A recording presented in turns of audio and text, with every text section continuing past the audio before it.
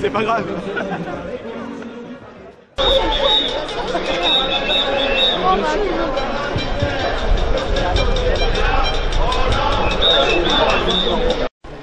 Quoi qu'en disent les mantras comptables, répétitifs et mensongers de notre ministre de l'économie en col roulé, Monsieur le maire, anciennement les Républicains, ou les discours embarrassés de notre ministre du Travail, Monsieur Dussopt, anciennement socialiste, mais toutefois accusé de favoritisme sur un marché public truqué, l'équilibre du système n'est pas le problème.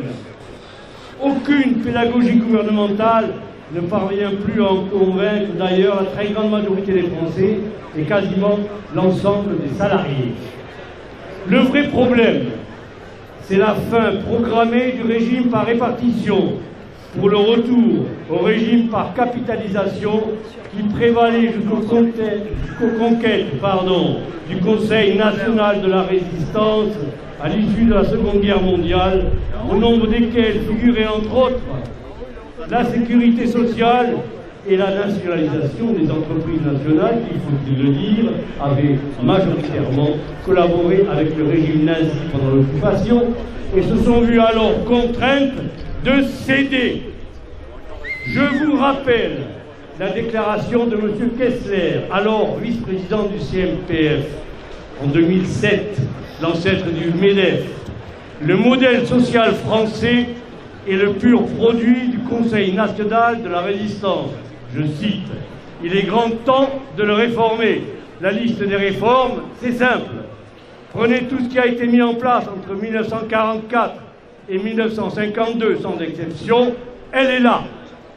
Il s'agit aujourd'hui de sortir de 1945 et de défaire méthodiquement le programme du Conseil national de la résistance. » Fin de citation. Ce programme patronal est donc celui des gouvernements successifs depuis au moins 40 ans. Ce programme est celui du gouvernement d'aujourd'hui.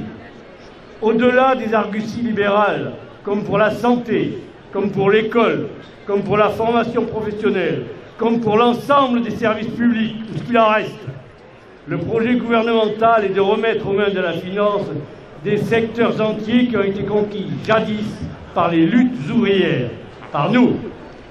En effet, beaucoup de bénéfices échappent toujours et encore à ce monde de la finance qui est aujourd'hui le véritable donneur d'ordre de ce gouvernement inféodé au patronat. Indemnité chômage, allocation familiale, APL, financement et donc maintien des services publics, tout est aujourd'hui attaqué, remis en cause, bradé au privé.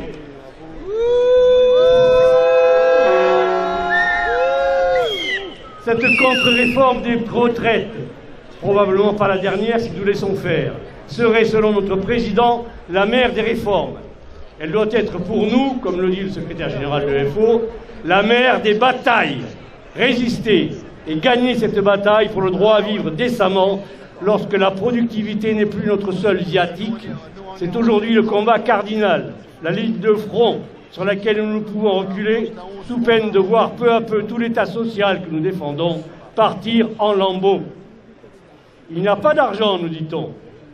413 milliards d'euros pour la défense et pas un disponible pour combler ce prétendu déficit prévisionnel.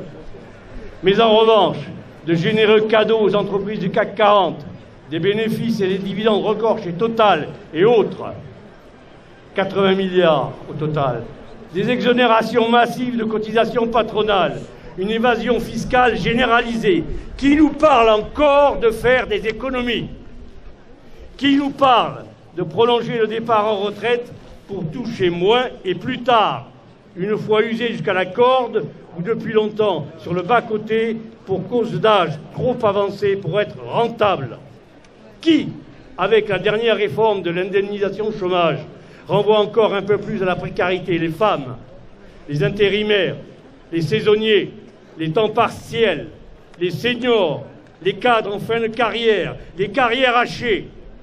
Et puis, pour rappel, 64,5% des financements de nos retraites viennent de cette part de nos salaires que l'on dit différée, ce que les journalistes bien en cours et les employeurs appellent des charges, auxquelles on peut ajouter 12,4% du Fonds de solidarité vieillesse et 8,5% de la CNAF et de l'UNEDIC.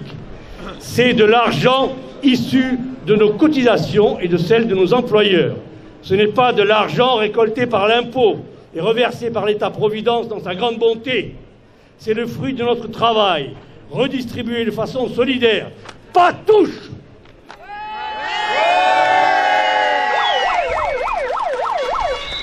Et pas question de prolonger un départ à 44 annuités ou à 64 ans. Et où?